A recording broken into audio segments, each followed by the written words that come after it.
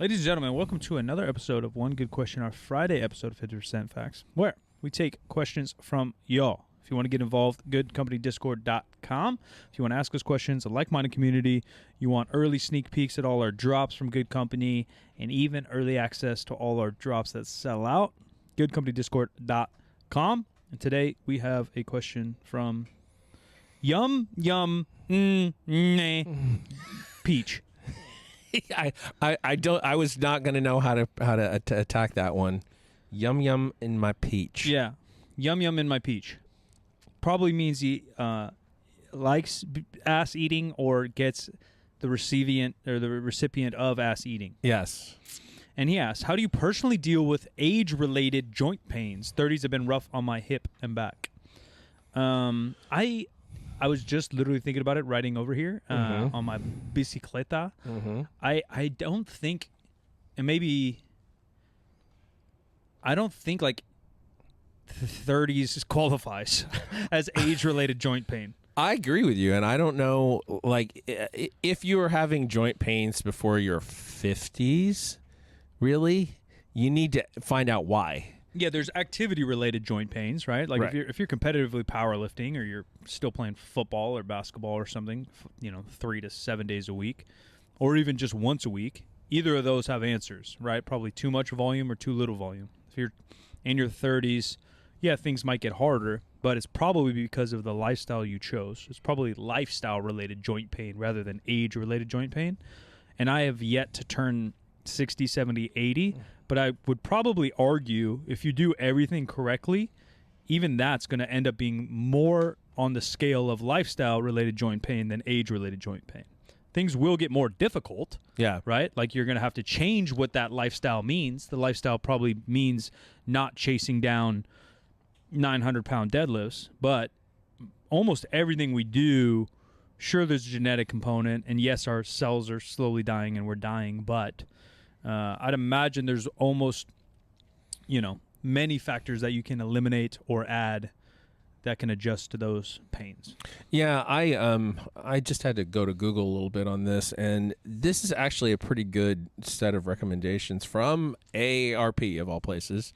So this is like real age-related joint pain, not if your joints hurt and you're a younger person. I mean, some people have congenital stuff or like hereditary things where shit wears out much earlier for them than other people, but yeah, outliers. But even the AARP stuff, I just imagine if you look at other cultures, it's not 60 in Japan probably isn't looking like 60 in Missouri. Probably not, but we'll get there. One of them is staying physically active, and this is true.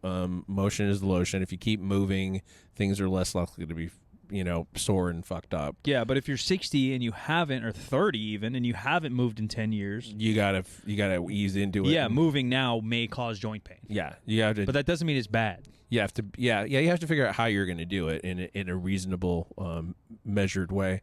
Healthy weight. So that is one of the big determinants of knee issues. Don't be fat. Don't be fat. Yeah. That fixes a lot of issues. Yeah. Sex life will probably go up. Yeah. Bank account may even go up. Yeah. Joint pain's going down. Yeah. Being too skinny can be a problem too. So you need to have an appropriate body weight. I mean, like if you're malnourished. I don't know if being too skinny is. I think malnourished maybe. Yeah. Yeah. Possibly.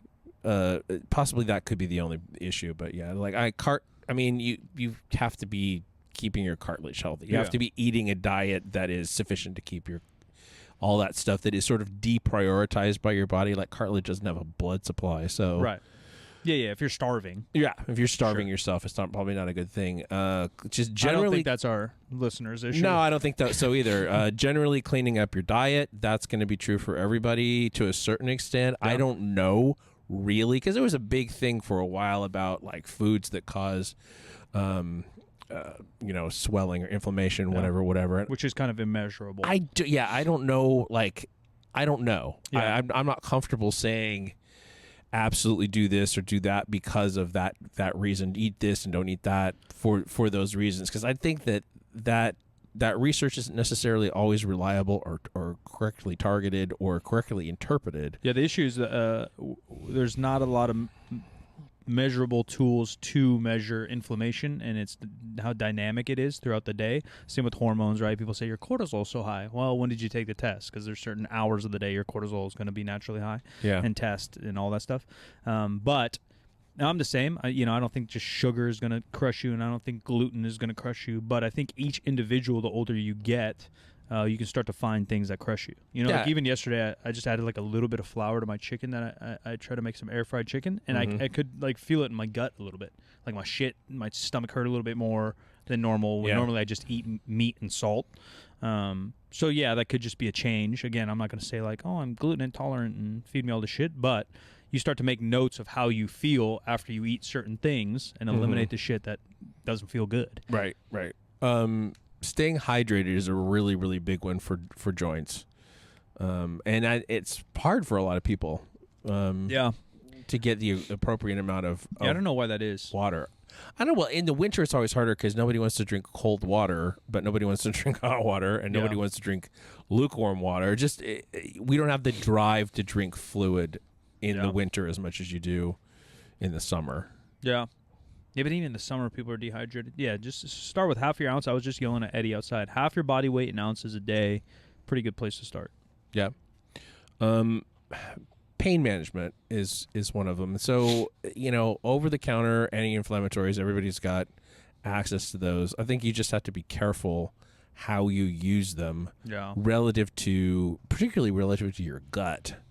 Yeah, or even the pain itself. Yeah. Right, if you're just slamming Advil all day, how are you going to know what's causing your joints to hurt? Exactly. It's probably only going to get worse. Yeah, exactly. Like, even those is, like, inflammatory, like, if you have a bunch of elbow pain from working out or lack of working out, slamming Advil every day is probably not the answer. No, it's probably not the answer. And taking anti-inflammatories before you work out, I think, is not a great idea. If you have to take an anti-inflammatory before you work out, you need to remediate whatever the underlying problem is instead of... Yeah, if you're playing in the Super Bowl tomorrow...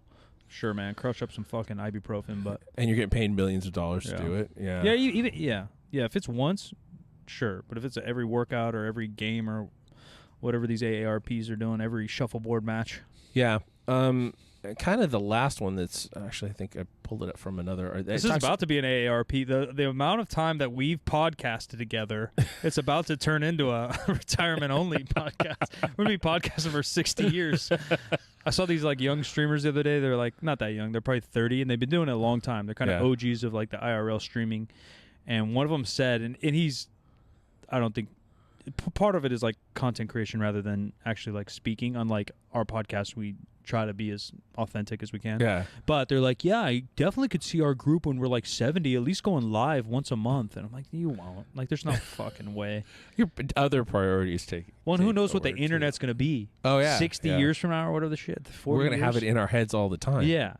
I'll be dead. So some of that, I don't know. Modern technology. We'll upload your conscious to that fucking fancy MacBook.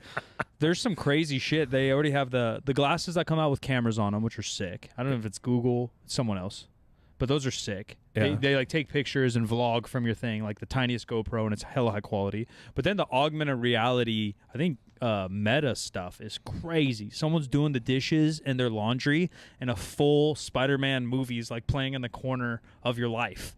Jeez. Yeah. Talk about ADHD problems. Yeah, that would be. Well, that's going right into your brain. Yeah. If you could, you can't tell me that doesn't cause changes in your brain. Yeah, I'm ready for it. Yeah, I think I already have it. Yeah, I'm fucked. There's a little bit about arthritis, and that's the reason to go to the doctor. If you got, particularly, a lot of people as they age get osteoarthritis. Rheumatoid arthritis is a whole different, anti-immune story. I think my dad had it. I think. Really? But yeah, some of that I don't even know if they have medicines for, and they're throwing them on testing medicines and weird shit. His knuckles got all swollen and crazy. That sounds like arthritis, probably potentially rheumatoid. But the one that I can talk about from personal experience, and it isn't so. It wasn't for me so much joint pain as it is muscular pain around joints, and that's hypothyroidism. I found out this year that I have called Hashimoto's syndrome. It's a an anti-immune kind of I'm not saying that right. And I just said it a couple minutes ago. What's the word I'm looking for? It's an immune system response where your immune system is trying to eat your thyroid alive. Messes with some, like, compromise your system a little bit. Autoimmune. That's what I was trying to say. Yeah. Apparently it's working on my brain as well. So. Attacks vocab. Yeah. So basically what happens is that, the function of your thyroid goes down and your thyroid stimulating hormone comes up because your body's saying, hey, I'm not getting enough of the thyroid production. You need the juice. And then they also can measure, if you have antibodies, to your thyroid, which is where the immune thing's coming from. And like mine were freaking sky high, and they never go down once they go up. There's like no way to attack that. All you can do is take synthetic thyroid hormone. Yeah, and keep feeding the beast. Yeah, and almost immediately, like, within the first month, the like muscle soreness that I was having really calmed down. I don't think it takes a while. It takes like 6 months to a year to actually get the dosage right, and I'm not there yet for sure. Yeah. Trial and error. Yeah, because like deadlifting a couple weeks ago, and then that was bothering my lower back in ways that I have not felt maybe ever. And then trying to sort that out, and did a bunch of abs and in the hopes of supporting my lower back better, and that caused its own week and a half pain issue. So I think I'm still gonna need to adjust to that. But like if you're having muscular pain that feels like joint pain and not like you have to sort of differentiate between the two, just get your thyroid checked. It's not that hard to do. Yeah. Just a little blood test. Yeah. But if you're in your 30s, I mean, again, yeah, activity-based joint pain. If you're lifting too much, maybe in your 30s, you have to slow down your volume a little bit, if you're a competitive powerlifter. But even that, I don't think it's really a thing if you don't stop. If you stop, comeback's going to be hard, and it's going to get harder the older you get probably, right? You stop lifting, you start to go real hard in your 50s, yeah, it might be hard. But it's definitely possible. You just got to manage your volume, manage the doses. I think that's it. Yep. Ladies and gentlemen, brand new episode Wednesday and Friday, November 20th. Mark down your freaking calendar. The biggest collection we've ever had. Good Company, 3sb.co, goodcompanyapparel.com. Blowout sales on all of our classics and a brand new launch. A couple giveaways. Check it out. And if you're looking for any supplements, wellness, anything to help your joints, fish oils, things like that, there is a weird balance. I used to know the ratio of kind of the fats you intake. Fish oils are something very easy and moderate that may help or may not help some joint pains and just general pain, but it's never going to hurt. Check out legionathletics.com. Good Company, code 20% off, or you can grab a BOGO. So you buy one, get one 50% off. If you use Good Company, it starts to add up points. You get some points, you get some free shit. We'll probably do some giveaways on the podcast coming up in probably December after our Black Friday. And I'm Silent Mike. Where you want to find me?